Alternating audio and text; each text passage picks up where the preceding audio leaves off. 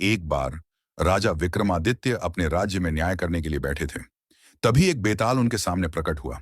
बेताल एक प्रकार का राक्षस था जो अपनी बुद्धिमत्ता और चतुराई के लिए जाना जाता था।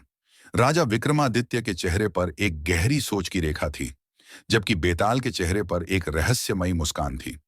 बेताल ने राजा विक्रमादित्य से कहा, मैं तुम्हें एक चुनौती देता हूं। अगर तुम मेरे सवालों का जवाब दे सकते हो तो मैं तुम्हें एक वरदान दूंगा। राजा विक्रमादित्य ने कहा, मैं तैयार हूं बेताल, पूछो अपने सवाल। उनकी आवाज में एक आत्मविश्वास था।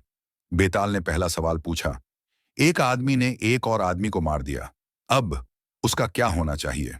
राजा विक्रमादित्य ने सोचा और कहा, यह सवाल बहुत मुश्किल है बेताल, लेकिन मैं सोचता हूं कि उस आदमी को उसके किए की सजा मिलनी चाहिए, लेकिन मैं यह भी सोचता हूं कि उसके पीछे कोई कारण होगा, इसलिए मैं उसे एक मौका देना चाहूंगा। उनकी आवाज में एक दया और न्याय की भावना थी। बेताल ने दूसरा सवाल पूछा, एक औरत ने अपने पति को छोड़ दिया और दूसरे आदमी से शादी कर ली, अब उसका क्या होना चाहिए?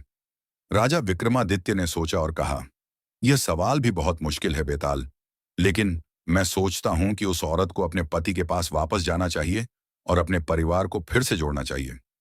उनकी आवाज में एक सहानुभूति और समझ की भावना थी। बेताल ने तीसरा सवाल पूछा, एक आदमी ने अपने दोस्त को धोखा दिया और उसका पैसा चोरी कर लिया, अब उसका क्या होना चाहिए? राजा विक्रमादित्य ने सोचा और कहा, यह सवाल भी बहुत मुश्किल है बेताल, लेकिन मैं सोचता हूं कि उस आदमी को अपने दोस्त को माफी मांगनी चाहिए और उसका पैसा वापस करना चाहिए। उनकी आवाज में एक न्याय और सच्चाई की भावना थी। बेताल ने राजा विक्रमादित्य की बुद्धिमत्ता और न्यायप्रियता की प्रशंसा की और उन्हें एक वरदान दिया।